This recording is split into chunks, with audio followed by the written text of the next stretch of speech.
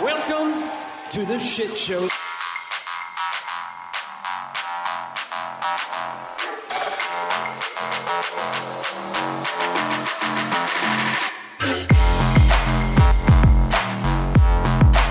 Tom. Woo. I'm still on a high from last night. I look fucking cool like this, don't I? I see you smiling over there. You jealous? Yeah. You jealous? Yeah. I picked up these smooth Outrunners shades. The Outrunners, the Bruce Lees of jet skis. Yeah. What was the other thing that you came up with, though? I came up with, I said they should call themselves the Arnold Schwarzeneggers of squash and ham and eggers. Yeah, I like that one. You know? I like that one. Mm-hmm. Yeah. Hey, by the way, though, who told you to get them? Who told you to get them? You convinced me. I was going to walk away with nothing. I was like, look, I don't know. All this is mid. I don't know. And then you were like, look at this kid with those sunglasses. And I was like, okay, we're stopping back by the merch stand. And in true tightwad fashion, I think this was the cheapest fucking thing I could have bought. I don't think I could have bought anything less expensive. Other than maybe stickers. some stickers. Yeah, maybe. other than some stickers. But this was the coolest thing there. So what a win. Mm-hmm. Right? It's a win-win. Yeah. Actually, you know what? Now that you say that, they had way better options at their merch stand than in past shows. Past shows, good True. God, it Could was still need rough. more, though. Yeah, because I was just thinking they didn't have an Outrunners t-shirt. Right. I would have got an Outrunners t-shirt probably. Yeah. There was that Daniel Garcia shirt, but I really would have preferred the original one that came out with the three girls on the with the car. That one, though. This one looked like a No Limit album cover, though, right? Yeah. Which those are coming back, because I saw that there's a company where you could like send your dog's photo or cat's photo. Oh, yeah, have it come back like that. And like, yeah, which this looked like Daniel Garcia, the Shocker, is what it looked like. Yeah, exactly. Yeah, Yeah. like Mystical's white cousin. I've been wanting to do it with my wife and two dogs, but recreate the Death Row cover. You know what I'm talking about, where it's all four. Didn't we do that with the Regal Twins, or we did something right where we like had the camera down on the floor and we all did like a cool that was pose that, but yeah. It feels like no one else really knows what I'm talking about. So there's a. But you're talking the initial Death Row, like the one where they're on the throne, or what are you talking about? No, I'm talking about. I think it's Rolling Stones, the Rolling Stone cover. Let me make sure that I'm saying this right, because I do want to. All right. But it's black, right, with four of their just heads looking at you, and it's Suge Knight, Tupac, Dr. Dre, and Snoop Dogg. And I want to do that since we have four in the house right now. You have four dogs in the house right now? No, four people. Me, my wife, and two dogs. So and two dogs. Oh, you said four people. The two people and the two dogs. We have four people. Well, actually, so we're basketball fans, me and my wife.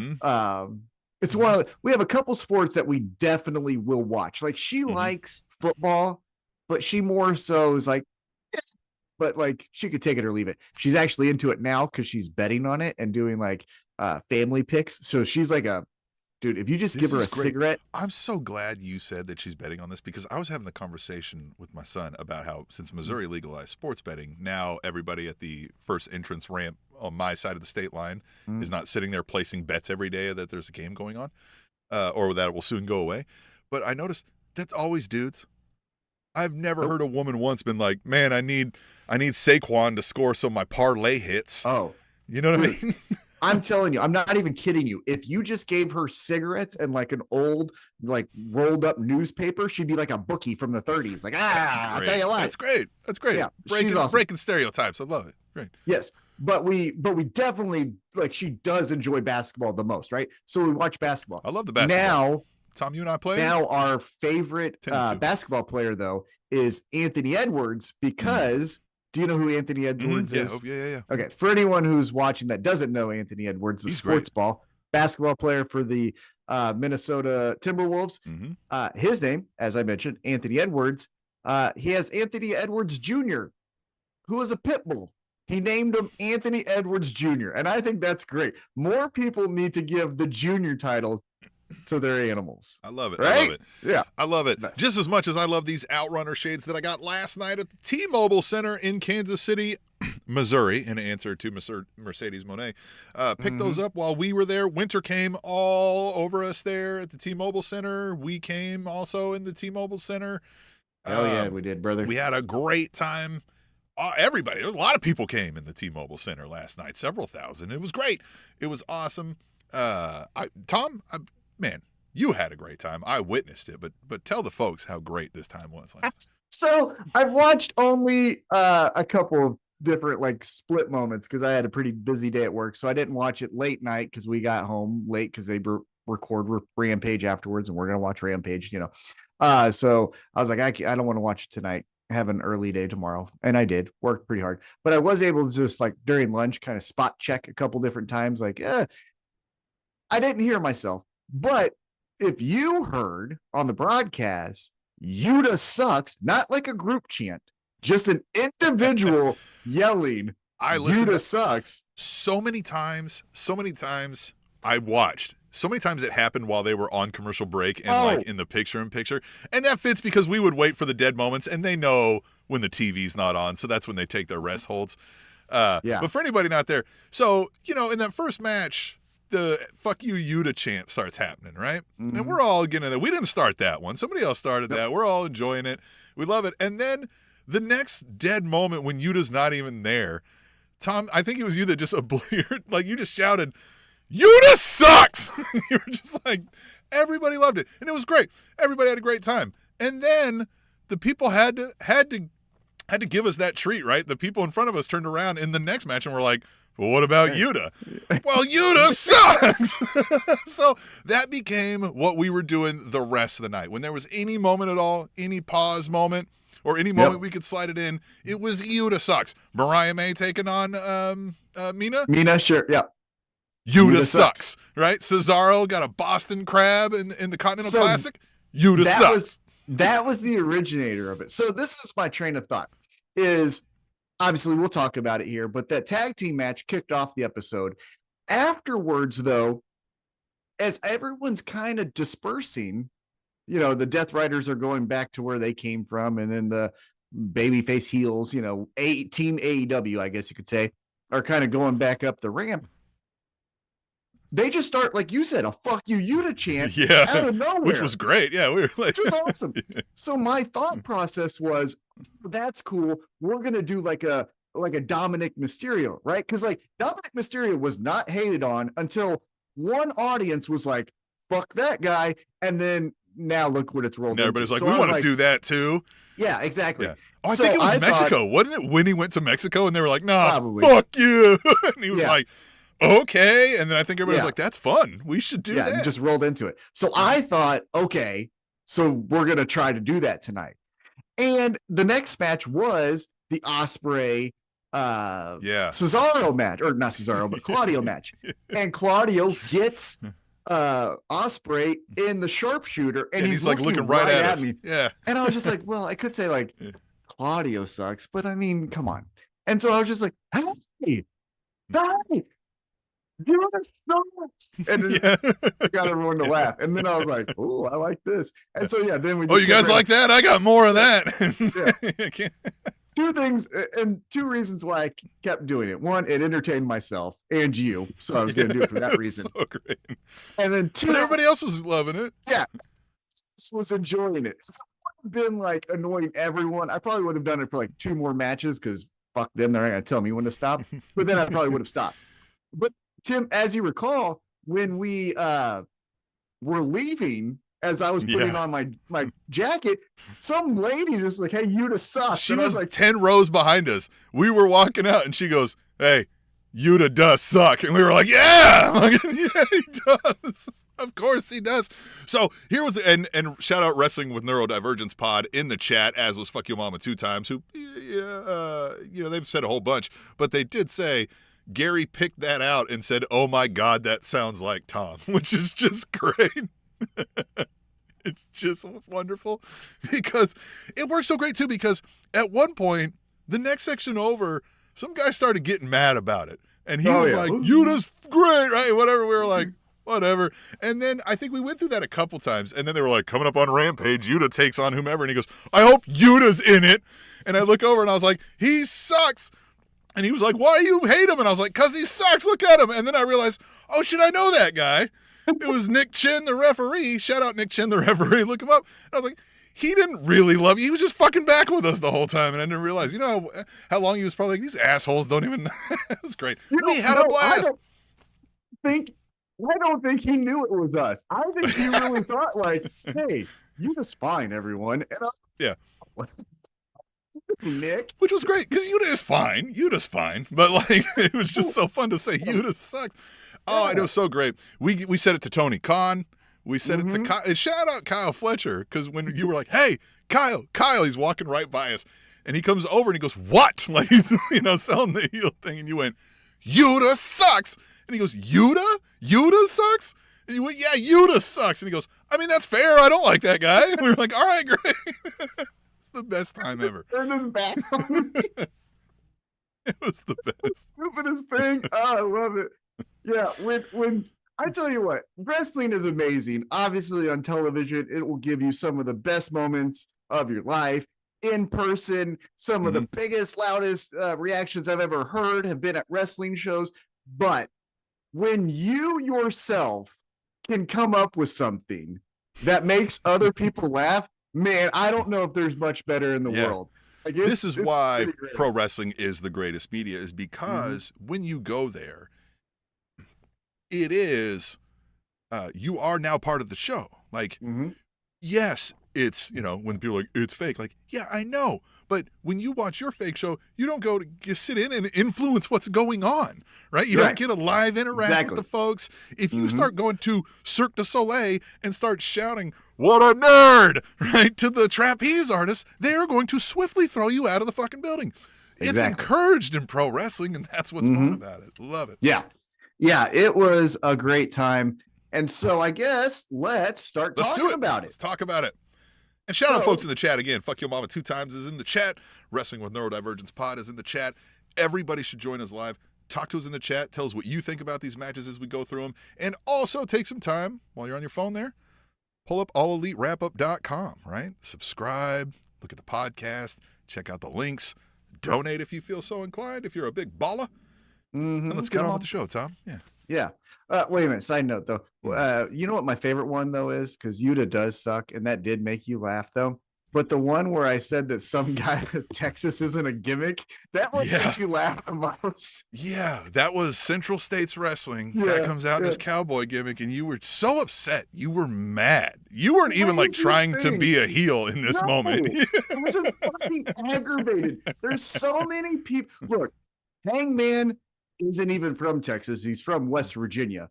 But as far as cowboy gimmicks, I feel has done it better than anyone since Stan Hansen. And I'm being dead serious when I say that. Everyone since, though, has fucking sucked, from the JBLs to the Black I'm gonna let Bandito keep giving it a shot, though. Yeah, exactly. And so, like, it's the laziest thing to do. So when you're just like, I'm from a state, fuck you. And then, of course, Texas is a cult. And sorry if you're from Texas, but you know it's true. And so it's just like, yeah, it really made me mad. But, man, it made you laugh so hard. That's the one that always stands out. Because it was another he was bad, and so it's dead silent. Yeah. And you yelled it out. And this guy had to look around and act like he didn't know who just said it, even though you're like 5 feet away from him. It was me. I fucking said it. Yeah. That's the best. Yeah. Anyway. All Elite Wrap-Up, we had a great time. We were just right behind Justin Roberts, right? We could have thrown our trash at him, which I kind of wanted to, but I mean, that's just because I'm jealous of his job, That and his haircut is horrendous. His haircut is bad. Wow. I did not know it was bad. I thought it was just like a I say normal, and I use that stupidly, but like a traditional haircut. Like just slick back. But no, it's like, it's only up here, and he just like pastes it to his head, it seems like.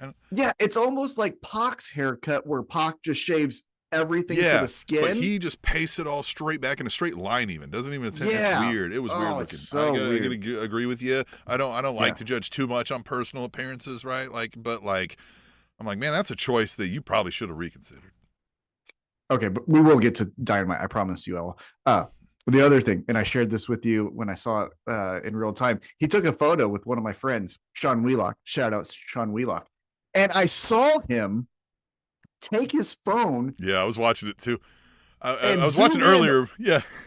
He zoomed in only on him. So it was a photo of him and another individual. And he's like, nope, how do I look? And I was like, really, man?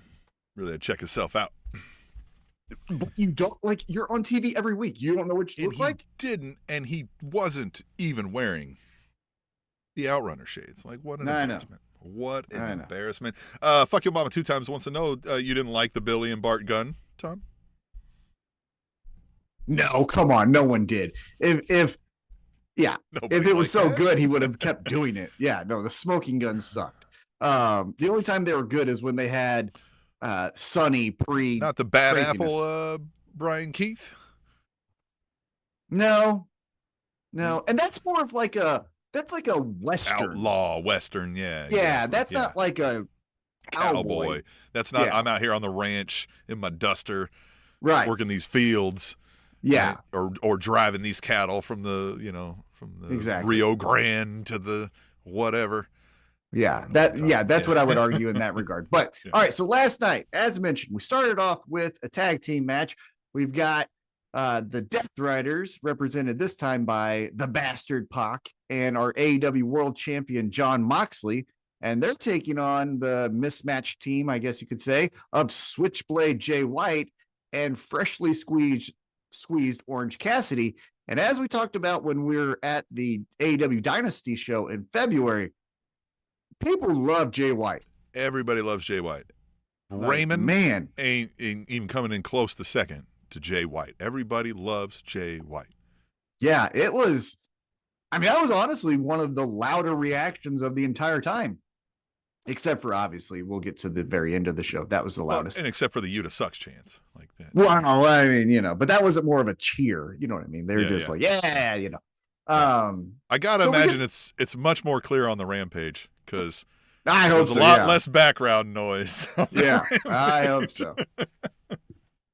So we get this tag team match, and again, we're not going to go through move for move, so we don't want to insult your intelligence that way. But we're going back and forth.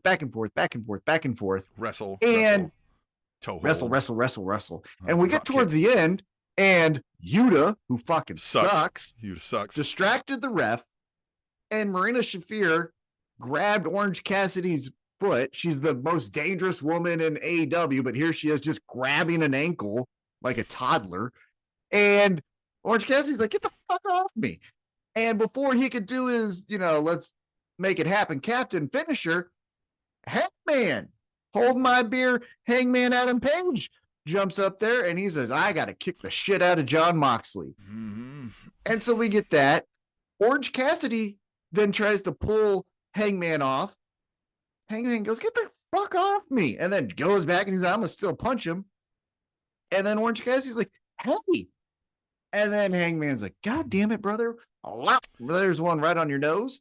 And then we get this whole three-way punchy-kicky battle between Jay White, Hangman, and Orange Cassidy. All the while, Jon Moxley goes, well, I'm going to get the fuck out of here. But then he doesn't. Because then he goes, well, you know what we're going to do? We're going to jump you. And they do. They just jump him, leave him laying.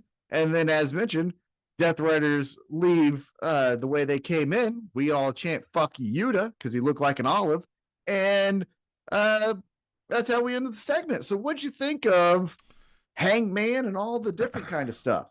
I think it fits well with these characters, right? None of them were friends to begin with. We call this a testy alliance, so we'll roll with that. They're going to be a little testy. It buys some time, right? It's a good pause in a storyline to now our heroes are fighting each other for a moment. Now we've got to tell the story of them getting on the same page, right? I think that's what we're doing here. And fine, it works. It looked believable, right? Orange Cassidy was like, bitch, you hit me? I'll show you. And then Hangman's like, you will not. And then, and then here we are. Yeah. Some of the pro wrestling trope that I didn't enjoy from this, and this is not an AEW or even this specific storyline gripe, it's more general than that, is, and again, we are a Hangman appreciation podcast. We will always be until proven otherwise. Why then? Why at that moment did you have to double leg Moxley and punch him? And then to that extent, as Hangman is punching John Moxley, because we've seen heels team up and kick the shit out of a babyface. Why aren't you, Orange Cassidy, going like, all right, well then I'll kick him in the dick, and then like stomping him in the dick? You know what I mean? Like, I don't understand why you like, hey, get off of a. You hate him, don't you? Yeah. Why don't you kick them together and then fight? Yeah. You could be like, now that he's dead, I want to fight you for fucking up my match. Yeah. I don't think we're friends. Yeah. Right. I've never liked that, because if you're going to say hypothetically, and we didn't hear the broadcast, obviously, because we were on the floor, second row, because that's how we do. If Hangman does hate John Moxley that much, which we are led to believe now that is the case, right? Just start the match, right? Ding, ding, ding.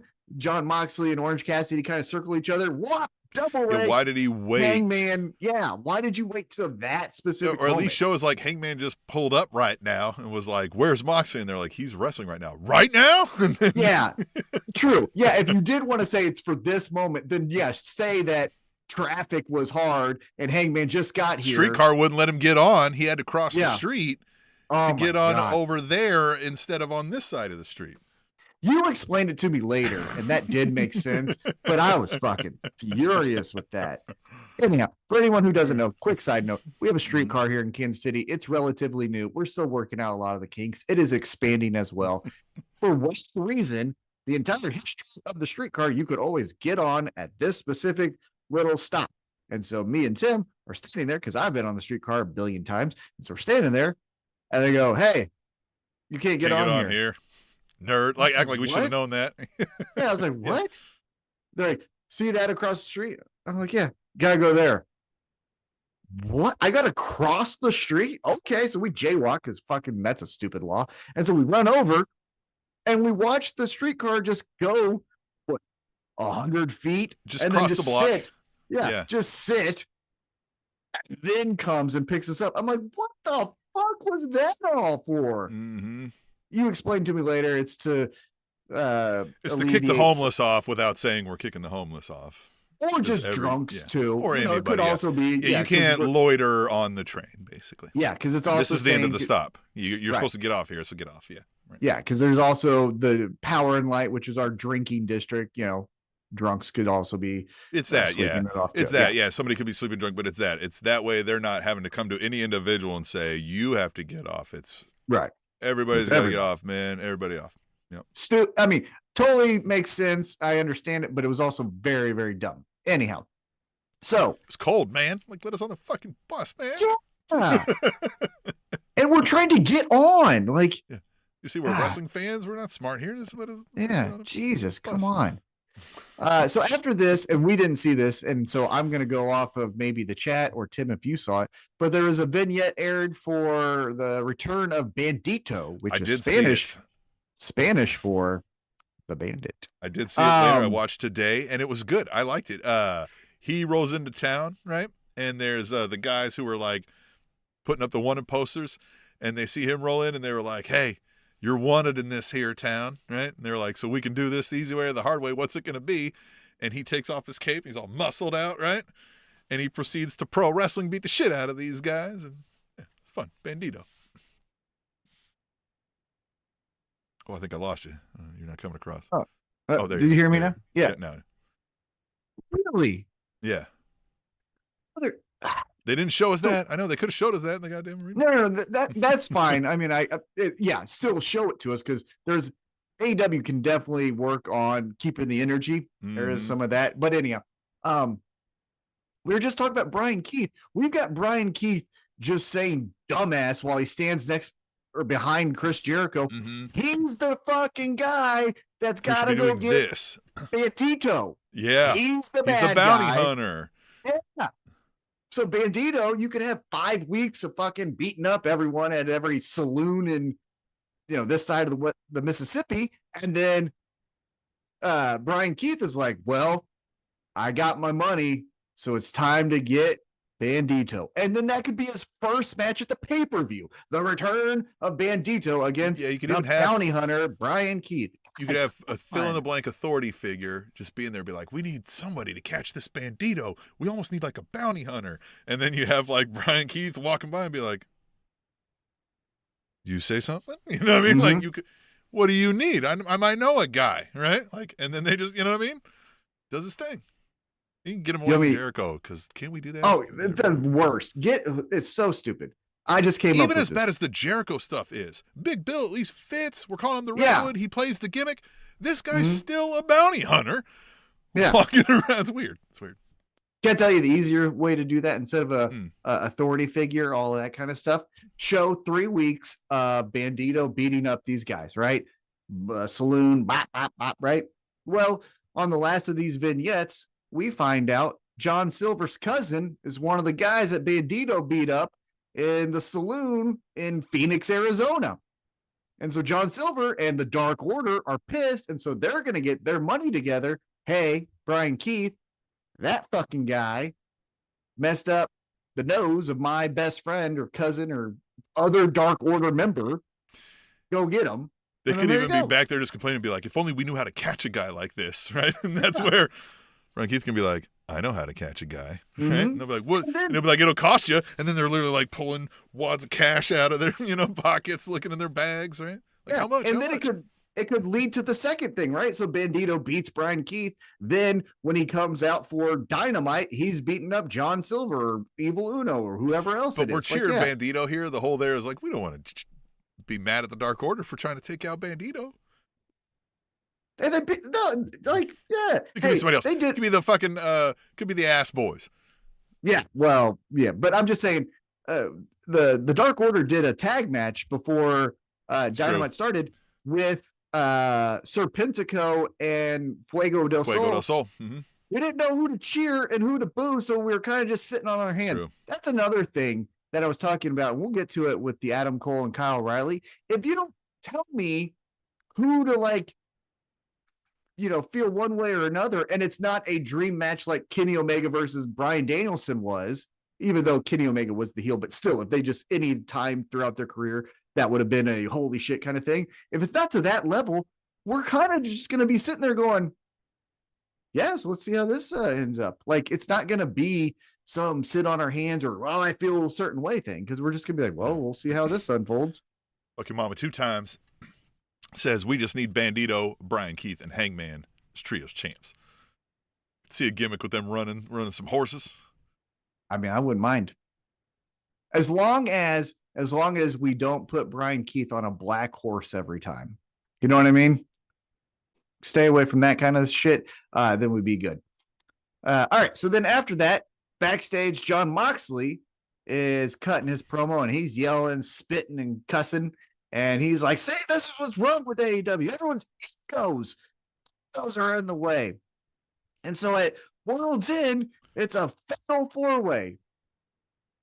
I did make someone laugh there because, again, no one dies in a fatal 4-way. Yeah. No one. So stop saying that. It's a 4-way fight. Just say it that way. If you like the alliteration of fatal 4-way, say 4-way fight. Yeah, nobody dies. Easier. Nobody's dying. But they will fight. So 4-way fight. I don't know. What the fuck do I know? I'm just big fucking brained over here. So we got a 4-way match. Jay White, Hangman Adam Page, Orange Cassidy, the champion, Jon Moxley. How you feel about this? Man, this Moxley promo, he was unhinged on this one, man. He was really screaming into it when I watched it back. Again, they did show us this on the arena thing, but another thing I think they can do there is the sound isn't loud enough there, right? The music isn't loud enough, and that video isn't loud enough, and they don't keep you up. They don't keep you amped up. Yeah, keep it going. I heard it better watching it back, and man, he was really screamy. He was really into this one, and it came across well. But it did at the end there when he's like, fine, 4-way, right, whatever, and then it left Excalibur to be like, I'm assuming then he means Hangman, Jay White, and whatever for winners or World's End, and just kind of like, oh yeah, like the punchline of it didn't hit as much, right? But yeah, good, though. It was good. I like, but again, a little more realistic. Right. I mean, like, he's not that is gonna how say, it would go. Yeah. Yeah, he's not going to say Sunday at 3 p.m. He's just going to be like, yeah, fucking guys, come on. Yeah. You know the day. Well, yeah, okay, that character can't be like, that's why this Sunday at the granddaddy of them all, the Bank Arena or whatever. Right. By the way, taking a step back, we were in Kansas City, Missouri at the T-Mobile Center, the granddaddy of them all. Yeah. Obviously. So after that, then we did. Yeah. We get in a suite Christian Cage, and he says, so it's a 4 at World's End, and he's like, I got a problem with all these people, but my biggest problem is with John Moxley, because you got my title and I'm gonna beat you so bad that I'm gonna make you go back to rehab or something.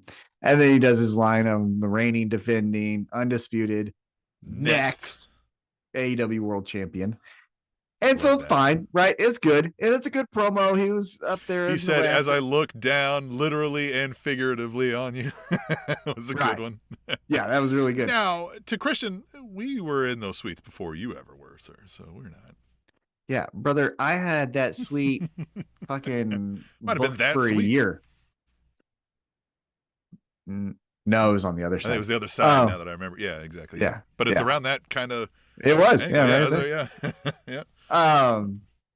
So he then says, by the way, Kansas, and I don't know what he's going to say here, but it's like, and then, oh, Jesus, here comes Hook. And Hook breaks glass to get into the suite, and he's beating up Christian, throwing him around, throwing him here, throwing him there. Kip Sabian and Nick Wayne run in. Or threw him over. They would have slipped a little. They would have. Yeah, we don't need that in Kansas City. We already had that once. And so he's. That's true. They didn't think about doing a thing over there. Don't do that. We don't need another Owen Hart. I was there for that. Damn, I almost made an Owen Hart joke earlier. That would have really been important. Right. Yeah. And so he's doing the thing, and then he's beating up Christian Cage, Kip Sabian, Nick Wayne, trying to break it up, and they do. But then Christian runs off, and then Hook takes care of those two guys, and then then he runs after Christian Cage, and then those two run after him. And this is my problem again. Bigger problem than this specific segment and with AEW. It's across the board. We just leave it. We don't know how it ended. They just run, right? Like, are they still running? Are they still trying? Is Hook still trying to get Christian, who's still running away, and Kip Sabian? Yeah, where don't did know. This lead? Yeah, where did it end? Yeah, we just go. That's not our. Hook we don't must have got away. attention. I don't. Yeah, like I don't. Yeah, I don't know. Yeah. More of this where Hook doesn't say anything, right? Mm-hmm. Just beats that ass, right? Throwing dudes around, drug him across. I don't know that Christian was quite ready for the force with which he did the bar slide, because he folded him up into the wall. When I watched it back, I was like, Jesus Christ, man. Yeah. Man, they really went after it, and as you said, like, no way around that. That shit hurt. All of those stunts they did there. Good stuff there. But you're right. Yeah. Next week, I guess maybe we'll find out what happened here. Yeah. All right. So even to your point there, because I can't understand how long do you want us to stay with this fucking thing? We got other things in the show. Yeah. Okay. But the next week, I better find out Christian and his guys jumped in a car and got away from Hook. And then Hook's like, I'm going to get you next week. And then now we got something to look forward to tonight. Yeah. But you run off and then segment ends. That makes it feel too much like a TV show. I don't like that. Justin Flores in the chat. He says, "What up, boys?" Tino Ibarra. He said they probably went to Gates Barbecue, is where they all ran off to. And Justin Flores said probably Arthur Bryant's. Ugh. Now we're down at the T-Mobile Center. So where'd they run to for their nearby best barbecue? Probably Gates. Probably the Gates over the name. So Tino might have been right. Tino, were you the one who said, if you go to Gates, make sure you know what you like because they'll yell at you? Is that what I think Tino was the one I saw say? Because don't yell at you even if you know what you want. Like, that's their thing. They're gonna yell. I think you did warn me when you took me there. You were like, do you know what you want? And you're like, you're gonna need to know what you want. And I was like, and you were like, hurry up, motherfucker. Yeah, like, you better figure it out. Stand back here till you figure this out. You did Yeah. you did school me up on that. Fuck Your Mama 2 times floats an interesting idea. He says, I have an idea. Christian attempts to cash in on Darby after he beats Mox. But who comes out to save Darby Allin? Chris Jericho. If you'll remember, he's the one who gave Vince the idea for the original Money in the Bank match. So if he could be like, Christian, you're not going to steal my idea, right? And then we get Christian be like, you son of a bitch, right? And then they go, fight it out on ROH or something. Yeah, I wouldn't hate that. Yeah, Tino.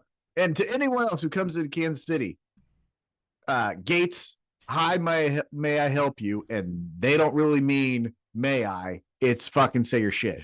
I love it. I love it because that's he says, how I no would one do it. warned me. I got yelled at Gates. Yeah. That's how I would do any restaurant. I would just fucking yell at you and you ever say, been to a Dick's Last Resort? Dick's Jesus Last Christ. Resort is a place where easy. they will... That's your thing, pal. I don't know what the fuck you're talking about here. It's Dick's Last Resort, but that's their whole shtick is like, they're going to treat you rudely, right? They're like, it's like, sit your damn self, right? Like that kind of stuff, right? And they're like, what do you want? Yeah. Hurry up, right? Like, and to anyone out of town, they don't treat you rudely like throughout. Right. They just say, get to your shit. There is a place in Chicago that I wanted to take you when we went to All Out. It's called Ed DeBivic's, and they are that way to the point where this was back in 2005. So flip phones, if anyone remembers those. My friend, his name's Kirk. He was texting his mom, I think it was, hey, we made it, because we drove from Kansas City to Chicago in a snowstorm to see it for a concert. And he's like, hey, we made it. And the waitress walked up and just smacked his phone shut. It was like, nope, you ain't doing that. And I was like, this is the best. Like, do you have an application? I want it so much. Oh, that was so great. It's a hot dog shop, says Fuck Your Mama 2 times. Lisa from Wrestling with Neurodivergence Pod says she's been to a Dick's. I have not. I just know of it, right? I haven't been to one of these yet, and I want to go. It's got to be... I imagine yourself being the manager where like behind you're like, all right, guys, we're going to have a great day today. You're going to go out there and you're going to give these motherfuckers a what for, right? You're going to really fucking jam it home. Don't let anybody fucking slack. You see somebody being a nerd, you fucking tell them that shit. You know what I mean? It's got to be a great But don't cross a line. There is a line. Right. Don't cross a line. Right. But get to it. Yeah, don't go viral here. Yeah, because people also want the experience now, right? Because it's so famous that they want the experience. So you can't just be like, hey, jerk. No, you gotta fucking. No, you gotta give them. You gotta bring it. Yeah. I want to see the audition process for this. You know what I mean? It seems like my calling. Yeah. I just would. Yeah. Not only should you be working there, you should be judging the potential applicants. Yeah. Like, Fuck you. I don't feel enough rage. I don't Get out of here. I don't see the disdain for humanity in your eyes. I don't think you're right for Dick's. You got too much hope. You know how many times I said I don't think you're right for Dick's? You know what I mean? Which, it's the Christmas season, right? Yeah. So all the ads were side quests. We'll get back on track. All the ads for every fucking store is being shown every 5 seconds on every channel all the time, right? Every football game, all this stuff. Friends, I'm never going to go to Dicks.com to fucking buy cleats. So stop trying to tell me to go to Dicks.com. I'm not going to do it. I'm never going to do it. Fucking change your website. Listen, I work. I'm really in the market for a new extra large athletic supporter, and I think I'm just going to go to Dicks.com. No, I'm never going to do it. Because I remember someone at work before COVID, was like, oh, they got this awesome Dean Marini bat, because we were talking about baseball and stuff like that. It's a baseball company, a baseball bat company. And I was like, for real? Where'd you get it? He's like, oh, Dick's. I was like, oh, that's cool. He's like, go to Dicks.com. I was like, no. What at work?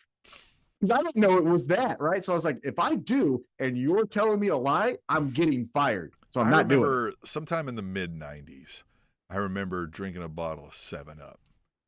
And I remember looking at the back of the label and it said 7up.com. And I was like, 7up has a fucking like a .com, right? Which, again, this is kind of new. And I was like, there is fucking no need for that. I was like, that's stupid. And fast forward here 20 fucking years, it's still stupid. Yeah. What is, I bet there's still 7up.com. And for what? What a waste of fucking energy and space that's gotta be. 7up.com. Reminder, go check out allelitewrapup.com. Yeah, subscribe. It is. Is there a 7up.com? Yeah. Great. Yeah. Right. They got the Shirley Temple 7-Up that you can buy. Jesus Christ. What's a Shirley Temple? Tom, here's the thing. I bet you one day's worth of traffic to 7up.com eclipses everything we've ever produced on any fucking media online at all. Psych. Pomegranate and cherry soda. Ugh, that doesn't sound good. Tino said, hey, Shirley 7up also had a video game. They're on the cutting edge. No shit. Hold on. Yeah, 7up video game. We might be having a different kind of episode tonight. Full Spot is a 1993 platform game developed by Virgin Games. That makes sense. You know where I might have learned about this? On 7up.com. Like, fuck, I shouldn't have been such a fucking curmudgeon. God damn it. Yeah. I like it. There you go. All right, again, so reminder, all elite wrapup.com. We love your Right, patronage. there it is. Okay, so let's get back into the action. We get a Continental Classic Gold League match, and it is the Death Riders, Claudio Castagnoli, taking on the Aerial Assassin, Will Ospreay. And boy, this was a fun little mixture of all the different types of things, wasn't it? Well, Tom, something we were isolated from that I later saw by checking out the Discord and the threads and the blue skies. People were not feeling Ospreay's look last night. His outfit, his haircut, his whole thing. They were like, "What the fuck is this?" They're like, "He looks like Jonathan Taylor Thomas wearing a Punisher costume." It was like, it was kind of, and it's, I mean, I think they're kind of. But hold on, you're right. But doesn't he always? Like, why are we now all of a sudden saying that? Huh? Wrestling with Neurodivergence podcast disagrees. They liked his look. So again, it's not a universal, but I did see some people being like, "This isn't the best he's looked." I thought he looked. It kind of looks like, remember when Bryan Danielson? Remember how he said he only ever grew the beard because he was trying to grow his hair out and didn't want people to make fun of like his weird hair length. Yeah. So they would notice the beard first. He looks like he's in mid hair growing out length. Yeah. Yeah. And that's the case because, for example, I'm subscribed to First Things First. It's a sports talk show on Fox Sports 1. And, at the very end, they're like, "Hey, guys, thanks for watching that video. Like and subscribe and comment and all the fucking bullshit," right? Yeah, Nick Wright, who's one of the hosts, at the time was growing at his hair. So if you watch the video from 6 hours ago, he's got long, awesome hair. But the video where he's like, "Hey guys, like some," it's like mid bob, and it's like looks like your aunt in the 90s. Yeah, like, what the fuck was that? Yeah. So if that's what he's doing, tough shit. But hey, AJ Styles did it too. Remember when AJ Styles debuted for WWE? Yeah, he had the fucking little thing. So Pantene bob going. Yeah, yeah. But it wasn't long enough. It went right past the ears. AJ Styles, if he did nothing else in pro wrestling, luscious head of hair. Dude had some. How good? You know how luscious I know it is? The action figure has it, and that he kept it with all of the steroid use or whatever. Hey, steroids are fucking awesome. I don't fucking. It's not a real sport. Fucking be proud of it. I'm just surprised that he was able to maintain the. I don't find that he's doing it. I understand. But I was like, man, you're not getting a weave or nothing, and you're shooting up all that. I tell you what, the second I'm off this fucking chemo pill, I'm getting on HGH, TRT, every other fucking. I've already drawn the syringe, like it's waiting in the. I'll walk right into the doctor's office and pull my ass cheek out and be like, "Let's go!" Yeah, hell yeah! By the way, check out my new boxing sweater. It looks like it glows in the dark, does it? We'll see. I just bought it today. I was feeling good about myself. I glow in every room I'm in. Yeah. Yeah, and the way you do it is you don't fucking put it in your ass cheek. You fucking bite your big toe and you put it in between your big toe and the toe next to it. That's the quickest way into the bloodstream. Gotcha. I had uncles that were cokeheads.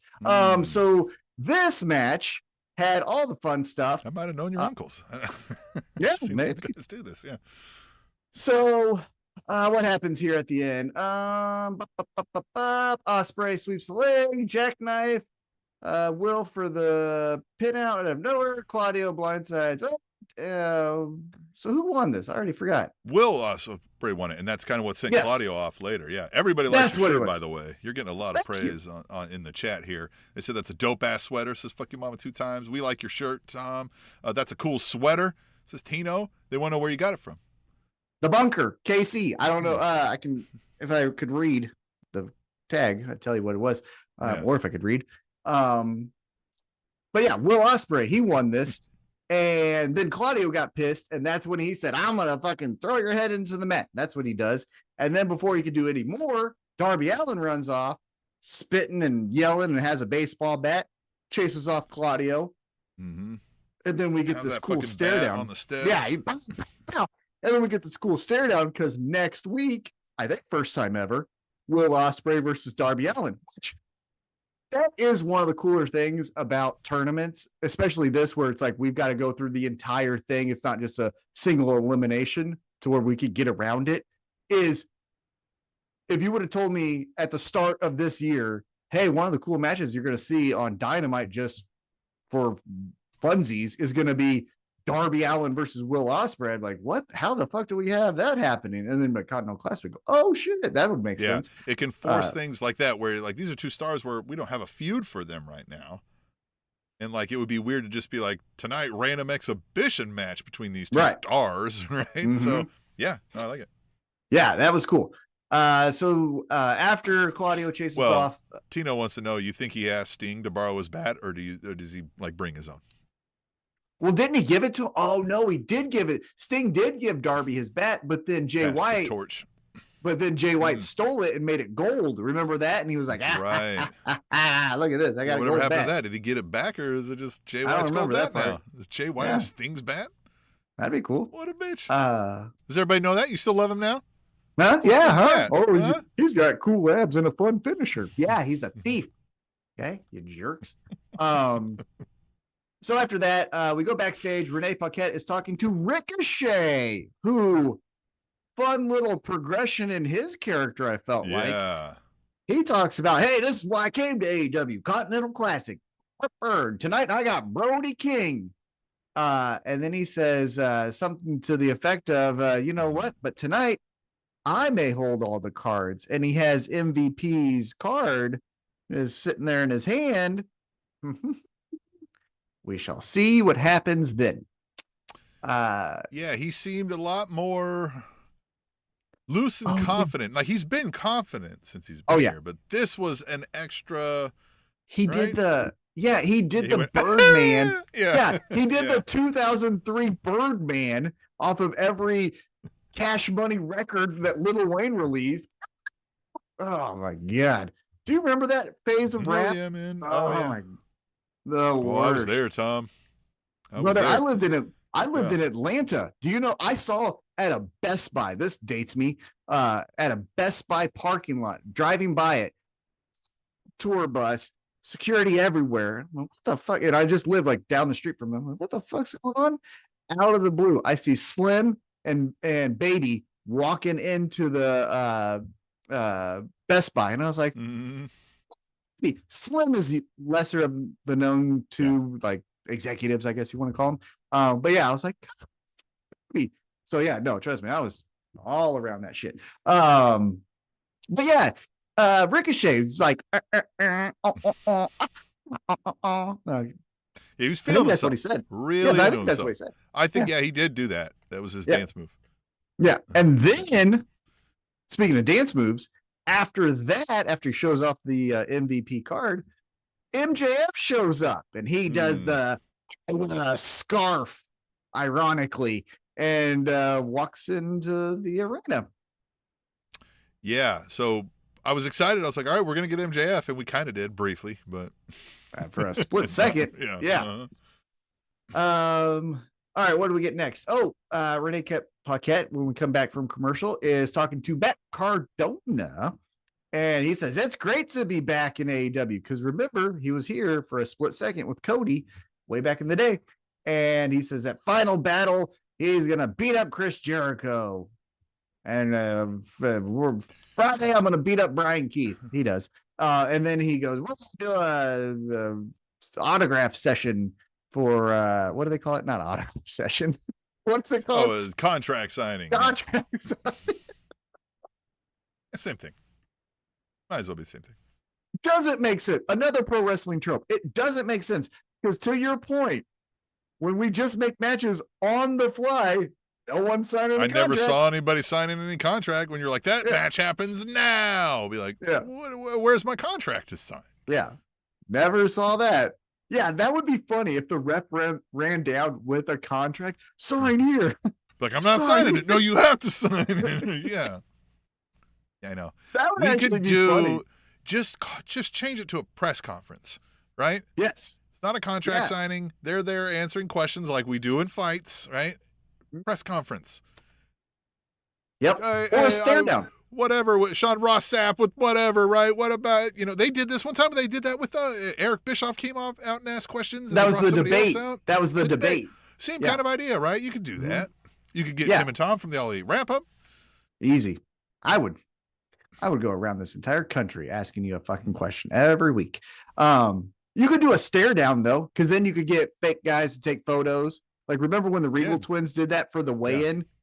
Do you remember that? It was the weigh-in for Moxley Jericho, week of my wedding, the Wednesday before the Saturday of my wedding, which was Leap Day, first AEW show in Kansas City.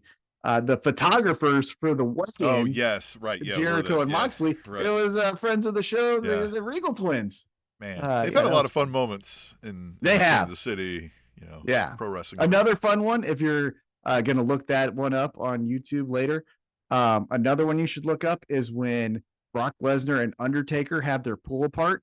As they're fighting, the first two to break them up are the Regal twins. And Logan even told me later, he's like, Undertaker hit me so hard in the face. He's like, I thought he knocked me out. And I was like, he might have. Like, you don't know. Well, that was one where I think didn't Brock double leg when he hit the ring, and it was fast and hard. It was not. It's like, hope you're ready for this bump. It's like quick. I was like, yikes. And that brings me a quick side story to that. That was also where the twins told us before that Monday Night Raw started. Brock Lesnar and Undertaker are standing there in front of all of the security, the local wrestlers. And he said, you guys make sure you do your job, because this is the last time you're going to see me and him standing next to each other. And we're going to go at each other like we hate each other. Yeah. And man, they did. Because that's when Undertaker goes, oh, yeah. Yeah. Undertaker. Tino said, no weigh-ins, though. Those are dumb to me in wrestling. There's no weight requirement. It's pointless. Yeah, especially when there's not. Like, when the X Division had a weight requirement, that makes sense, right? You can set up some weigh-ins and make sure they're coming under. But, a contract either, right? Like, because we don't do the contracts here. Like, so, something. A press conference or just a photo stare shoot, down. Right? Yeah, right. Just a stare down. Hey, for the upcoming press that we're doing for this fight, we got to show stare down, or we just call it's a chance for you guys to have your last words with each other before the big fight, right? So then we know it's a promo off, right? It's fine. That's true too, because they are going to cut a promo. Yeah, the last words. Yeah, just something. Chris right? Jericho and Matt Cardona. The last face to face before the something. Well, we can workshop this. I kind of like calling it the last words. The last words. Mm-hmm. Yeah. Matt Cardona. Right. So then you can be like, Matt Cardona, what are your last words, right? And you can be like, Chris Jericho, smell my dick, or whatever he's going to say, right? Yeah. And Jericho say, Jericho would say, hey, January 6th, it's a great day in American history. Day of love. So Matt Cardona did say, I love that day. He said in his promo with Renee, he said about AW, he said, I belong here, which is something that kind of piqued me up. I was like, why do you say specifically that? Like, is he going to be here? I think he's done with GCW. I think so. From everything that I've read, he ain't there anymore. So maybe. Yeah, and then because TNA is out there, right? Or maybe he's an ROH guy, right? Maybe they're just trying to, If ROH is getting a television deal, then you need either people from AEW to go there, or you need people that'll just say, I'll go there. Both. Some of both, yeah. Because then you could take a Miro and a Ring of Honor. That would rule. I like that idea. Keith Lee, that'd be fun. Okay. So then we get into some in-ring action, and here we go. It's Adam Cole versus Kyle O'Reilly. Winner faces MJF at World's End, and people still love doing the Boom too. It's fun. Really into And the the boom. Adam Cole, baby. Yeah, It's but fun. I feel like it's might be a hot take. I feel like it's floating Adam Cole at levels of popularity that he otherwise wouldn't have. You think if he ever decides to like go heel and he hates it, he does like a Okada and he goes Yeah, like middle finger. Yeah, right. Yeah. But yeah, because like they did a better job of presenting him as like Mr. Cool and Mr. Suave in NXT and that whole thing, right? That's not coming across here. He looks healthy. He looked healthy last night. Yeah, he looked less yellow, but like it's just, he's not, he's not this guy. And so I think like we're all just still riding the boom and the Adam Cole baby. And we just really like chanting things. Okay. Who cares about this match with MJF at World's End? He wins. Kyle O'Reilly. Yeah, sure. Yeah. Very right down the middle as well. Here's what I would do. He loses to MJF. MJF is like, going back to movies, you bitches, right? And he Nerds. leaves. Yeah. And Adam Cole's like, that motherfucker, where is he? Where is he? Right? Oh, dude, fucking God damn it, I'm the man. So MJF beats Adam Cole, says, I'm going back to the movies. See ya. We're doing press for Happy Gilmore 2. Leaves. Too famous. Adam Cole. Yeah, Adam Cole goes, what the fuck? Where is he? Right? He shows up the first Dynamite after that pay-per-view, World's End. And he's like, where is he? Where is he? Where is he? And he runs into these fucking Costco guys, the boy and the dad, who do the boom. He does. You guys stealing my fucking gimmick. Gimmick Obviously, infringement. Fucking. Yeah, it doesn't say fucking, but like, yeah. Hey, you guys stealing my gimmick? What? No, get out there. We're gonna talk this out. And then just beats up. Here's he be like, you're stealing my gimmick. You do the boom. You got a broken foot. Fuck you, man. Get in the ring. We're going now. You trying to beat me? Yeah. What he should do is push the dad, body slam the fat kid, knee the dad, and then say, whoa. Body slam the fat kid, knee the fatter kid. Yeah. Because there's another fat kid that just points his chin. What's that kid do? He's like, hey, look at this. Can't grow hair. Yeah. Grizzly or something. I don't know. Yeah, Grizzly Bear. Right? Is that it? I don't know. I think it's the Rizzler. Well, I know this guy does the boom because they're showing that every time on AEW. That's what he should do next. Go heel, say this asshole over here is copying my work shit. That guy because everybody loves that guy. So we'll start booing Adam Cole when he starts giving him the Kansas City comp punt, which we think we saw a Kansas City comp punt live in Kansas City. Mm-hmm. I think Mina did it. Mina did it in the main event, which, and another complete side note, we know Adam Cole can do the celebrity match because even though Pat McAfee is a good athlete, he didn't know how to fucking wrestle, and Adam Cole walked him through that entire thing and made it look good. So, Adam Cole wins. That was Adam Cole. Yeah. McAfee, yeah. Mm-hmm. Adam Cole wins. MJF, as you mentioned, does run down to try to prevent Adam Cole from winning, but that doesn't work. And then he gets mollywopped, falls to the ground. Here's the interesting thing. After the match, as MJF runs off, because then the tag team, Undisputed, whatever they're called, they walk out, and Adam Cole's like, hey, Kyle, right? Let's come on. And Kyle's like, get the fuck out of here. And just rolls out and says, I ain't doing this. What do you make of that? Well, he did that earlier, too. They had a little promo before, and he was like, like, we're supposed to be boys or whatever. And he's like, well, you shouldn't have left your boy high and dry or whatever, right? And fucking, like, walked off like, what are you going to do about it, right? So, yeah, I mean, he's been that way from the start. Remember, he didn't shake Adam Cole's hand that one time? Yeah. I just still kind of don't care. As sad as that sounds. Kyle O'Reilly, friend of the show, he's fine, but, like, I don't, Loves us. Yeah. I just don't like. Loves us. Yeah, he loves us. He thinks we're really smart guys. Yeah. You just, man, I don't care about this. And I love MJF, man. You know what I mean? You know how bad this has to suck for me to not think this is passable, at least? And it's just bad. I literally think my honest kind of feeling of this whole thing is, hey, we know we can't get MJF here every week because of film requirements. Happy Gilmore 2 or whatever it is. Yeah. Or again, press coming up soon. So what can we do to that just like gets us by to then have him leave we miss MJF, and then MJF comes back to the top of the card against whoever, right? He's the one that saves the day for AEW. He's got the fucking tattoo, so it makes sense, right? Bet on yourself. Yeah. Maybe that's what is my thought process is, hey, this is weird and he's not here ever. So like, would that be why we're doing all of this? Tino asks an amazing question. It may not be pertinent to this, but he says, what are the chances that Happy Gilmore 2 is any good? Well, that would be dependent on what you think good is.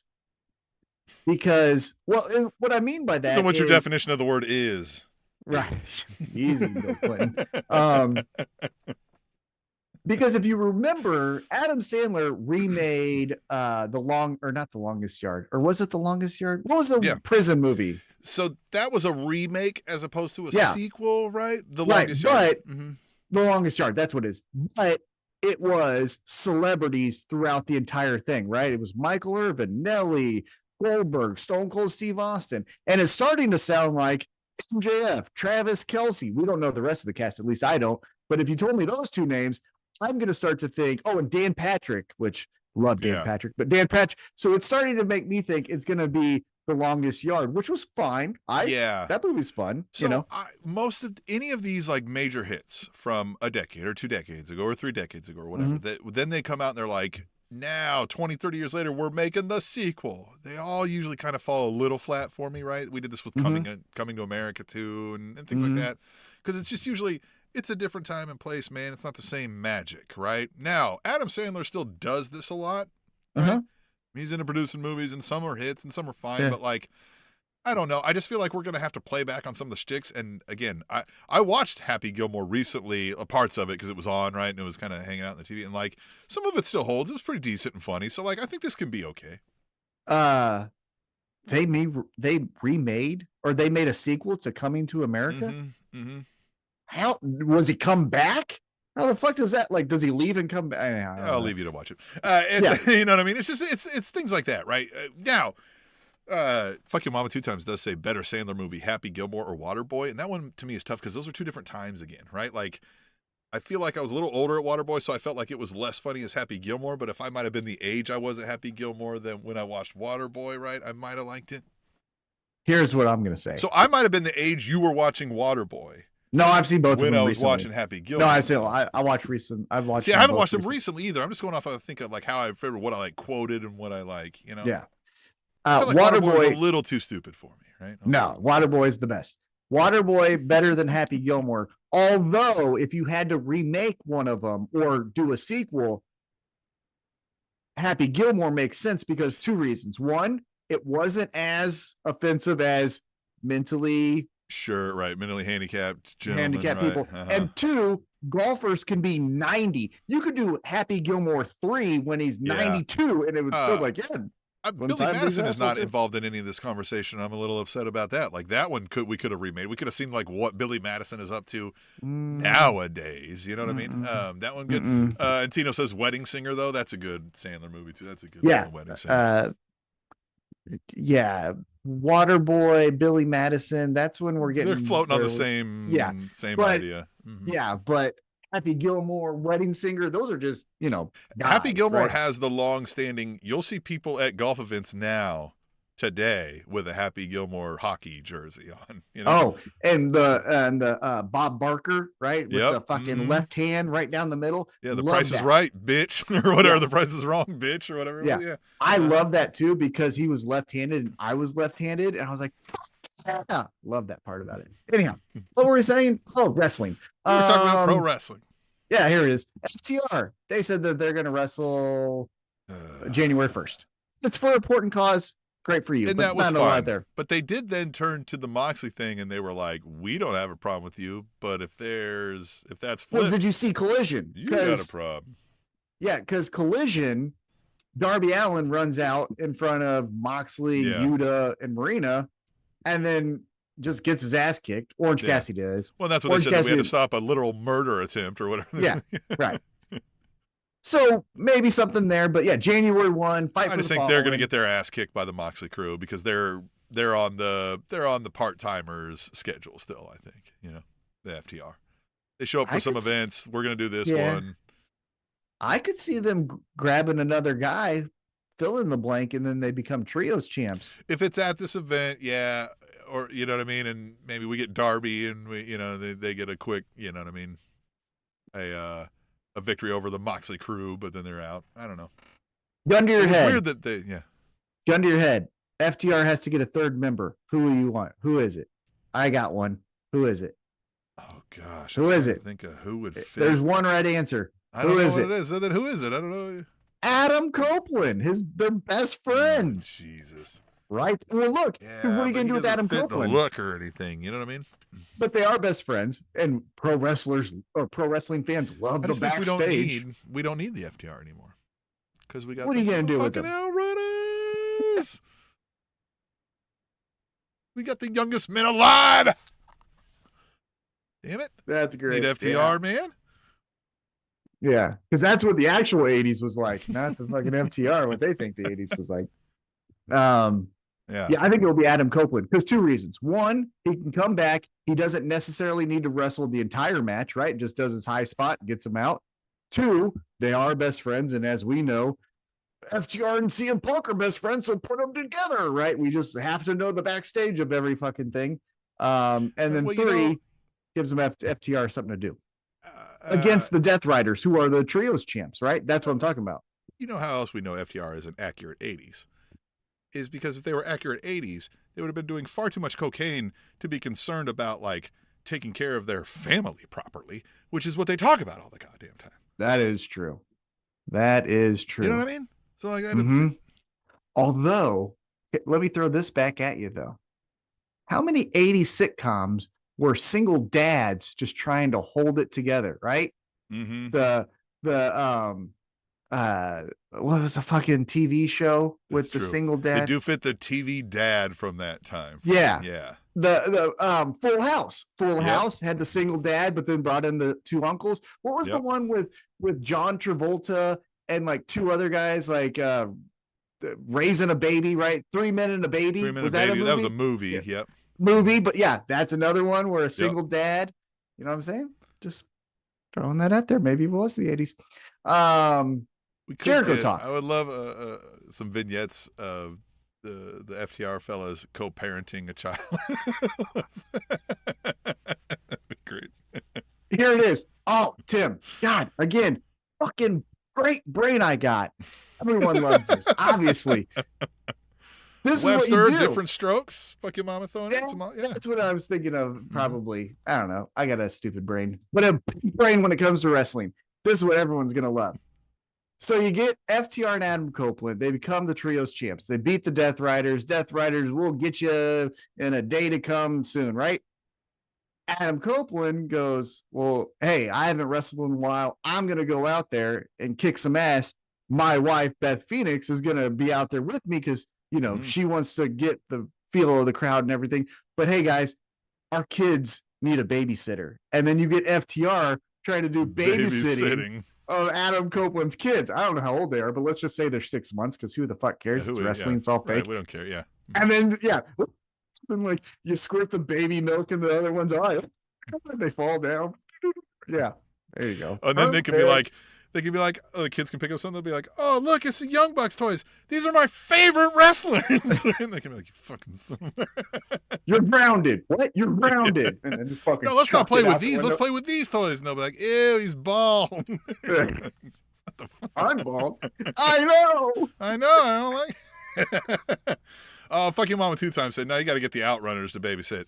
Do not bring your children around the Outrunners. Yeah, no, there will be cocaine. Yeah, that was a different. They'll be on a jet ski in no time. Yeah, exactly.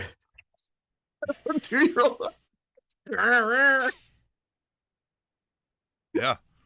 Be fun. Get some shades on them. Of course. Hell yeah. Yeah. Hell yeah. All right, let's get back on track here. Chris Jericho talked, and then Tony Schiavone spoke with Darby Allin earlier in the day, and he says the quest is never ever over, Tony. And when he thinks of John Moxley, he thinks of everything that's wrong, and when he thinks of the Continental Classic, everything's the best about AEW. And And so there you go. I don't know what. It was good promo, but like not a lot of substance, right? Not a lot you can talk about. It was just, okay. Yeah. I will say, I don't want to talk backstage, but I do. I've always had this question when Darby Allin grabs that flag of AEW, right? And is just like, motherfucker, I love AEW. Because that's what he says in interviews, in promos, a part of his character.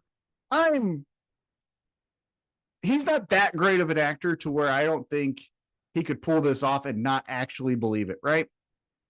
So how the fuck is him and CM Punk BFFs, and what the fuck do they talk about besides like hardcore music and hot dogs? I guess I don't know what the fuck. Like, you get what I'm saying? For CM Punk to be like, it's not a fucking company, Tony Khan is a fucking idiot, and Darby Allin to be like, this place is what makes me stay alive. It's like, so here's a good, and Wrestling with No Divergence Pod said straight edge. So whatever the straight edge kids at your school would talk to each other about, that's what they probably talk about. Is Darby straight edge? I don't know. I guess I didn't know that. Seems like he'd be that type, right? That's why he's like, I get high on life. I'm going to go climb Mount Everest. And these are the people where it's kind of like, look, at whatever it is, she says, yes, he is. I'm assuming this is still Lisa. I don't know if the whole crew's on with us.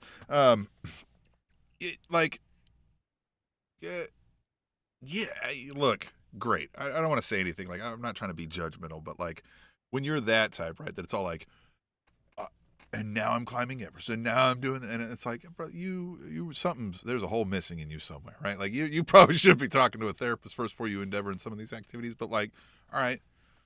Yeah, anytime you Punk's that same kind of thing, right? Where it's like, well, and then my next thing, and I'm on it, and it's like, bro, you're afraid to slow down, huh? Ain't like something, you don't want to be alone in them thoughts, or like, what's going on here?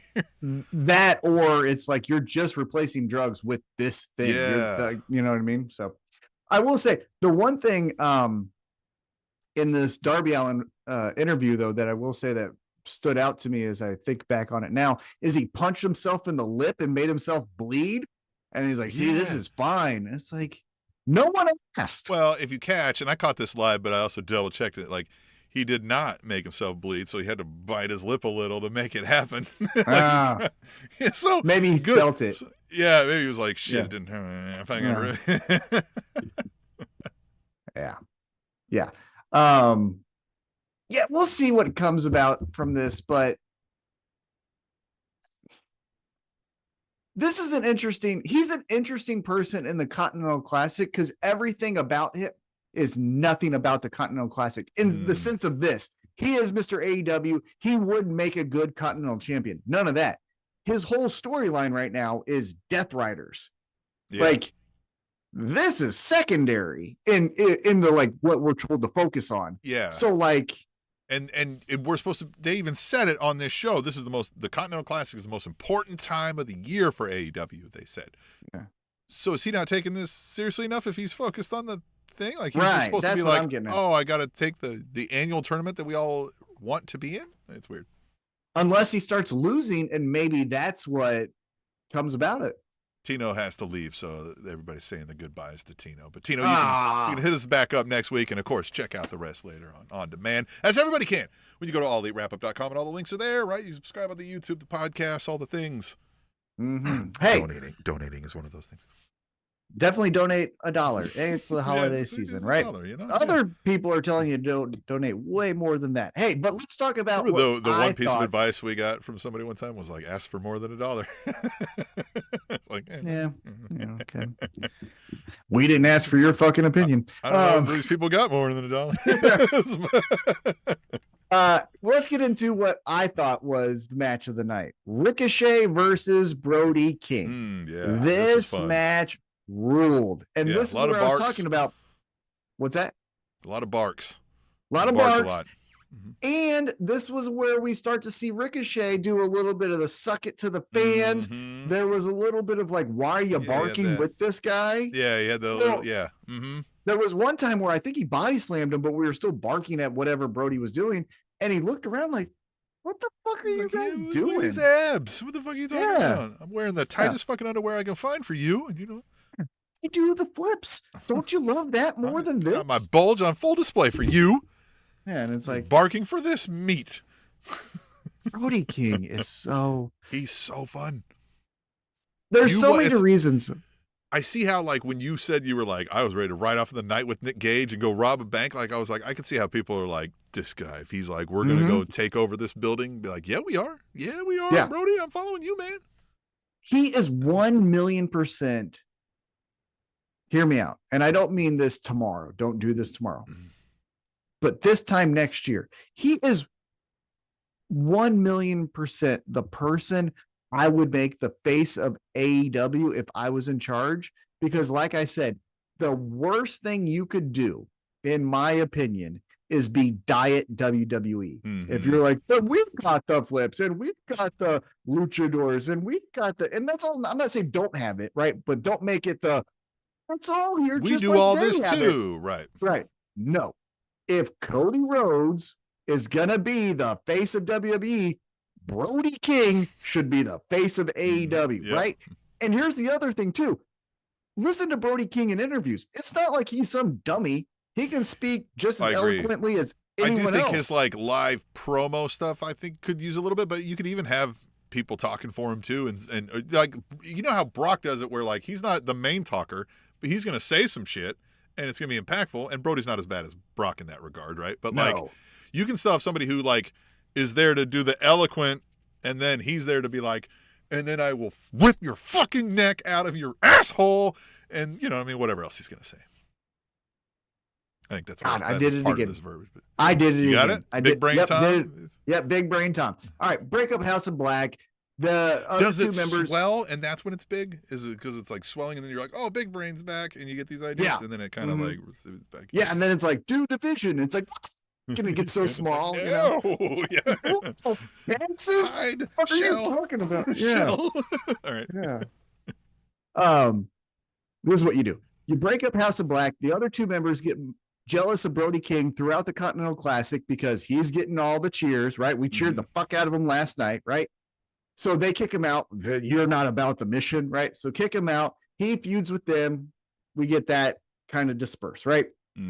Then Brody King, directionalist, looking for something to hold on to, gets his mind tricked because he still isn't all the way, you know, an individual, gets his mind tricked by Stokely Hathaway. Stokely Hathaway then starts to your point, speaks for him, but he could say catchphrase, whatever it is, right? Catchphrase, you know. Yeah, he can add the humor parts and he can add the like, the crassness, right? Yeah. And then you build him up to singles competitor, heel, wins the championship. Stokely's like, wait a minute, is this motherfucker too big for me? Turns on him. Frankenstein's monster. Right. Stokely turns on Brody King, and now here he is, you're a babyface champion, Brody King, but look at how he looks. Because that's the other thing, too. Ask any friend to create a wrestling character on a video game, you know, like the creative character, 1,000,000% they're going to put 10,000 tattoos on him every single time. That's one of the first things they do. Too with that? We get him wearing that chain coming out and the beanie, and then he's got the belt just draped from the chain, barking. Yeah, he's got that coat on indoors. And his merch is cool. That yellow shirt last night at AEW Dynamite was fucking cool. It's kind of like this one here, the Cheating Snakes artwork that I got from the first championship celebration. Okay, Ricochet, he's doing all the heelish kind of things, but Brody King's bringing it, right? He's not no slouch. However, what, he chopped him in mid-jump on one time from the outside? Well, the spot that made you laugh the most is, I can't remember what the move was, but Ricochet jumped from the top rope and just ran into Brody King, and he just fell. And Brody King's like, he did the crossbody jump off the top rope, and he didn't catch him. He didn't swat him away. He stayed arms down, and he just hit him and fell directly to the ground, and Brody was just... Oh, like, you fucking nerd. No, the one that immediately came to mind when you first said that was the one in the corner where he hit him so hard and his whole body flopped and he hit his head on each each turnbuckle going down. Yeah, that was a good one too. He was selling his ass off last night. Ricochet was in it. He had the Dolph Ziggler selling going on. Yeah, he was doing great. Both guys did great. Again, that's why it was my match of the night. And Ricochet does his little, I got a handgun, and boom, hits him. People got guns. A lot of people love them Bang guns. Bang game. We got the Ricochet. Mm-hmm. All of them. Yeah. We're Americans, so it makes sense. Ricochet wins, and he gets the 3 points for the Continental Classic. Then we go backstage, and Tim, this is where just think. So I'm going to tell you 2 back-to-back backstage promos with balloons. I'm excited now. There's balloons. Yeah, very excited. And they could have been flipped. So the first one is the AEW World Tag Team Champs Private Party are backstage, and it looks like they're having a party. And Lio Rush and Action Andretti. With 1 bottle of champagne on a bar top table. Well, hear me out here, right? Stay with me here. Yeah. So big party. Leo and Action Andretti walk up and we want a shot They of were the wearing belts. their puffy dinosaur jackets too. Right. And when there. that looked more like a private party than a private party, but anyhow, Top Flight goes, well, let's fight each other. Okay, right, cool. We get that, right? That happens. The next one is Renee Paquette backstage, and she's talking to Anna Jay and Mercedes Moné, and essentially they're saying, I'm going to beat you. Well, no, you're not next week. Great.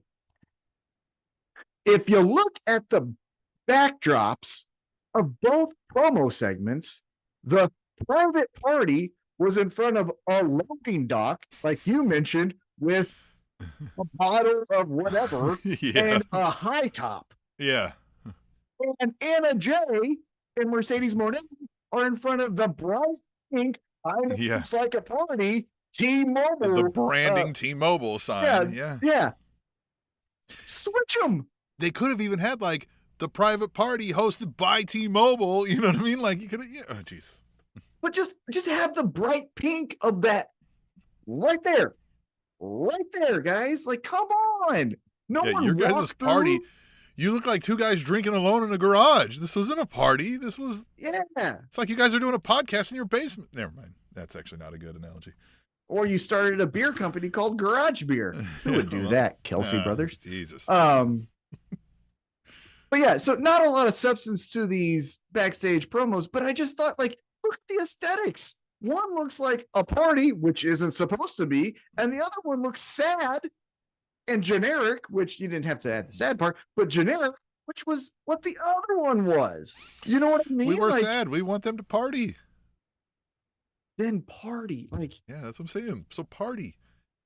This is a better party out there yelling you to sucks with us. That was a party. Yeah.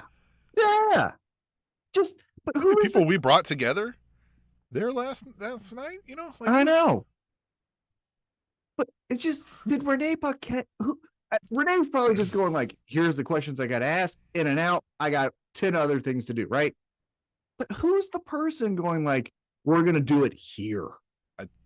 Just think it through, guys. Come on. It's not that hard. Hey. Well, there's plenty of places in that arena. Like I know. Oh my God. You could have went to the actual VIP section and said, "Hey, can we shoot a thing in here?" That would have looked more like a party.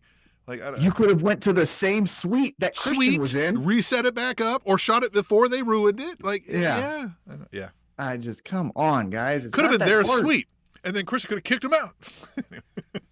Or Christian stole it, and they're like, "Hey, what the fuck would happen earlier? Who messed up our suite?" Came back in and be like, "What the fuck, man?" Yeah. They'll be like, "Anyway, I guess we have to set up here in the garage." Yeah, I don't know. Man. It's just such just details, guys. Yeah. If you did not come across as a party or one that needed to be exclusive that I wasn't invited to. So, and that's your tag champs. You know what I'm saying? Like, All right, we get to the main event, not the co-main event. It's the main event. It is the AEW Women's World Championship match. The Glamour, Mariah May, versus the spreadsheet was off. Nina Shirakawa. We got a special treat. The spreadsheet was off. Well, they heard. They're like, if we go out there, he's already saying Yuta sucks. Yuta sucks. We can't. Both of them. Shit, we had Yuta in the main event. We've got to yank this.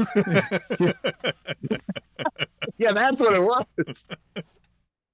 Yuta, sorry. I know we had this plan. You were going to surprise me with the international championship, but yeah, next week, brother. We got you next week. All right, we'll make it good. We don't want to. Once we get to this. DC, they'll be fine with it. They don't. They love Yuta.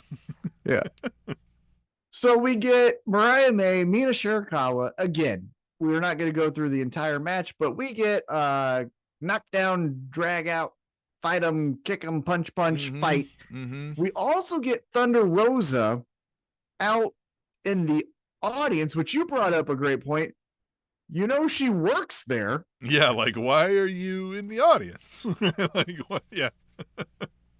I think I paid for better seats than where she was. Yeah, it was like, wait a minute. Was that? And so that's what didn't click. Again, like, doesn't make sense. Now, wrestlers will go out and sit in the crowd and fuck with people, so that's fine. You know. Yeah, just put her on the other side, or put her. You can't put her up on the ramp because what happens at the end. But yeah, put her somewhere else. But she's sharing signs the entire time. Mariah may, no, you may not. All this other stuff. Back and forth. I told you, I was like, everyone in our section, and I think everyone in the crowd was like, Tony Storm's coming back. And then when Thunder Rosa walked out, I was like, what if that's a diversion, right? What if that's to get us to look here, then we forget about over here? And that's what we get. So Mariah May, in a very hard-fought victory, beats Mina Shirakawa. She's holding the belt like, ain't I the best? And then we get not timeless Tony Storm, because as you recall, she retired. She's done. Yeah, retired with a dog that she stole from a dog park. Yeah, she's gone. We get old school, Lost in time, original. she is. Yeah, we get the old school, original AEW gimmick of Tony Storm. And I did watch this part on social media. She looked to be so touched. We went wild, right? That guitar or whatever it is starts, and we go because she's the best wrestler in the world right now. Easily. Here's what I told you. So she does her original gimmick. She throws up the I'm rocking, right? Is it going to do this one for me? Yeah, she does that. Yeah, I'm rocking. Right. Damn. And we go off. Looks like there. You should be wearing these shades. I know. Yeah, do that. Yeah, I can't see. I don't. It doesn't do the thing. Right? I don't have the thing. Yeah, Apple baby. What was I saying? Oh, so and that's how we end the episode, right? The rock on, and there we go. I did like that Thunder Rosa, who was holding up signs the entire time, had the what the fuck sign. That was a good touch, right? The what the fuck? Great spot. But we talked about how she was very emotional from our seats, and that was fine. Now, she competes on Rampage, and we don't want to ruin too much for you. However, I will say she was definitely a baby face. She made sure that she was definitely a baby. We remarked that it felt like that one time Jericho returned and was like, hey! Yeah. And then you were like, why is he smiling so hard after about 3 times? And then it came out why, Now, if she's not doing that, because it would be a little bit odd to do that. Well, it'd be odd to do that with Mariah May, because you're not going to turn Mariah May babyface, at least I don't think, right? But here's the thing that we talked about. Or is she just out of her mind and she doesn't really know who she is right now? Well, she does the thing. She does a hip attack. And before she does this pose, she starts to put her hands in that pose and then goes, and then does the like, whatever this rock or whatever. Here's what I was saying. She is the best wrestler in the world. But if she loses the Nuru massages and all the fucking great little moments of her wit, if we can't hear her like bizarre antics and wit, yeah, I think one time she said some of that goes away. That's part of why she's the best wrestler in the world, because it's wrestling and it's storytelling and it's yeah. But one time she was on commentary, and I think she said she was wet and it wasn't raining outside. Yeah, and I was like, we all know that one. Yeah, like, you know what I mean? Yeah. Like, yeah, she definitely pushes the envelope. It's great. That's what I'm saying. If her promos goes to everyone, Cody Rhodes, then Mercedes Moné, I'm better than you, and I'm gonna prove it this Wednesday. I'm like, Jesus. Or you guys stood next to me the entire time. No. What if she joins the Learning Tree? I'd quit. We're not doing this podcast. If she did that, I would. I'd boycott. Like, nope. Just full on boycott. Yeah, nope. Bye-bye. I'm not watching wrestling ever again. That would break my heart. That would really break my heart. I would crush all of these action figures like it was Hogan joining the NWO, and you wouldn't fucking hear from me again. I'd be, you know what I'd do? The next week, she joins the Learning Tree, right? She's the heels of the Learning Tree or whatever the fuck you want to call it. The sour apple. Yeah, the sour apple, right? Yeah, exactly. The next week, I would start a podcast about the Holiday Baking Championships. Like, fuck this wrestling shit. I do that with you. I've been watching that. I love it. It's good stuff. Justice for Andre. He should have not. Oh my God. Andre got eliminated and fucking. See, I don't watch it every time. My wife watches it a lot more religiously than I do, and I'll see some, and I'm like, I get why Tom likes this. This is good stuff. I love it. It's so fun. Gary Bakes from the Wrestling with Neurodivergence pod. Hey, I have a sourdough starter brewing right now. I'm starting right now. I'm gonna try to make me some sourdough bread. Starter going for the last couple of days. I have a slow cook. I have in the slow cooker a slow cook chicken teriyaki. Look at us, all domesticated. This is good stuff. So that was it. This gimmick, fuck your mama 2 times says, if this gimmick doesn't work, Toni Storm can change and become Toni the Perfect Storm, where she's the female Kurt Hennig. You like that, Tom? Gary says nice to both of us. Look at that. Yes. She should do the whole singlet, the whole thing. Towel, gum, whole thing. Yep. Yeah. That would be great. I would love it. Yeah, Gary said nice to both of us on our domestic endeavors.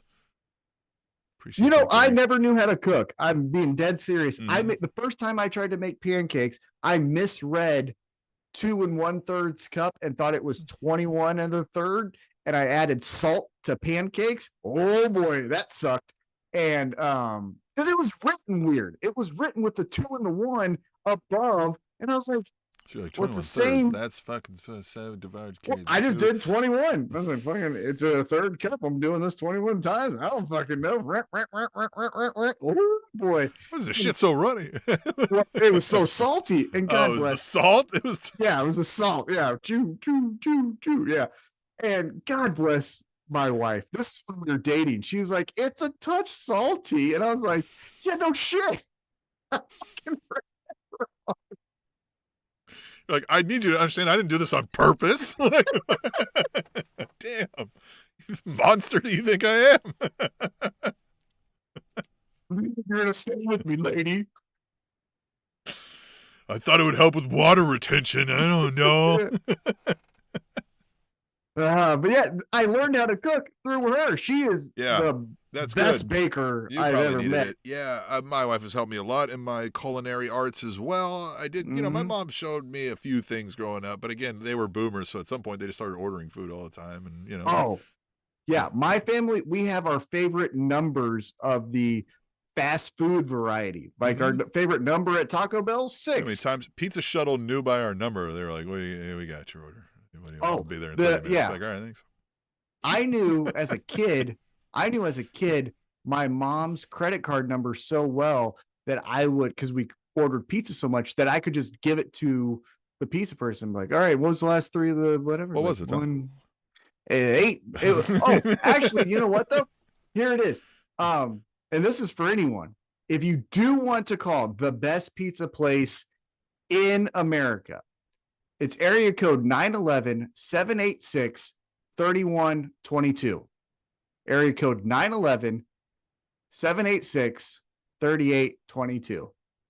I'm lying. Don't. Because if you put 911 at the start, it'll call 911. Just call them right away. Yeah, I was like, you can't. I used to do that to girls that were like, hey, can I get your number? I'm like, yeah, it's here to go. And I'd walk off. I'm like, yeah, see ya.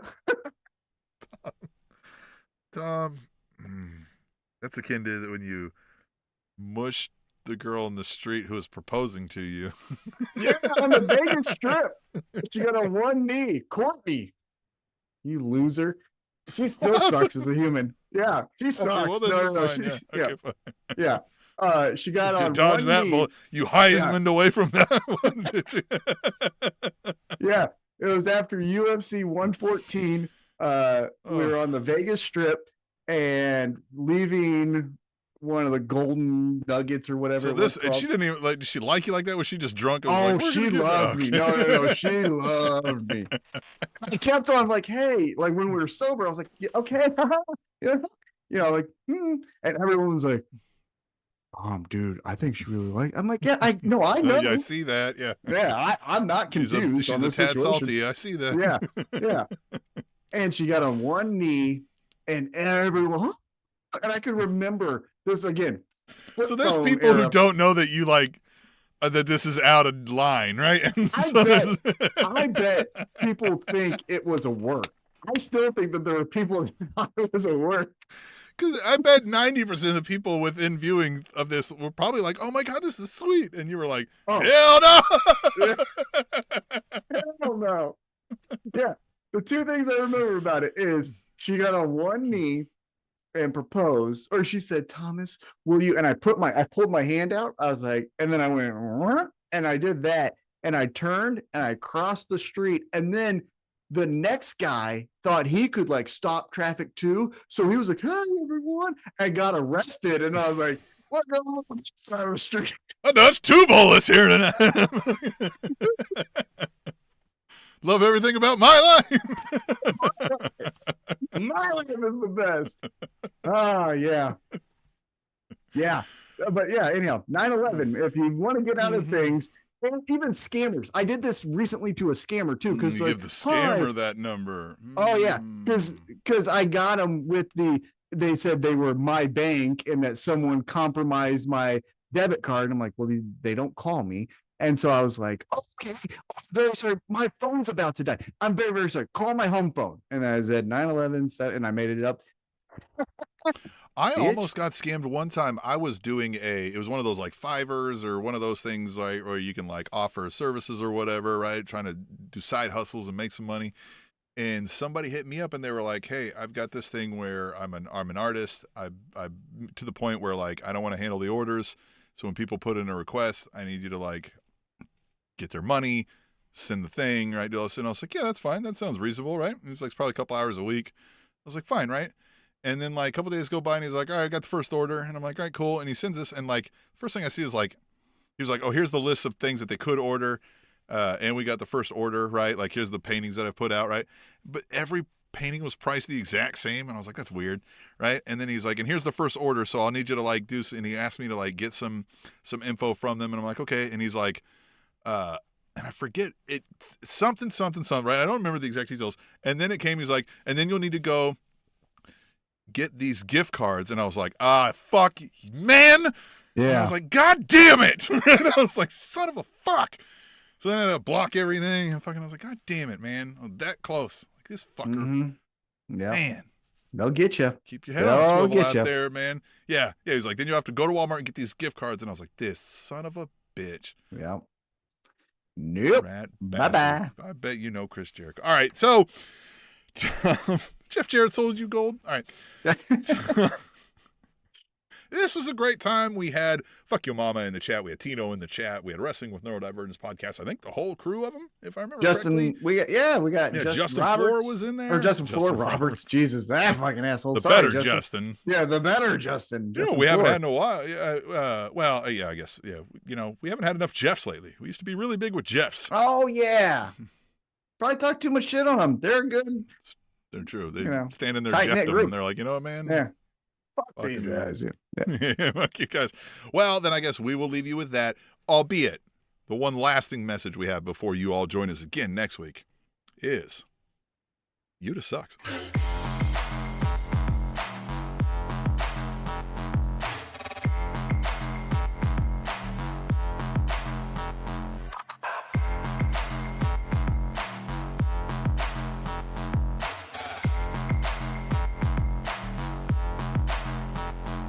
Time.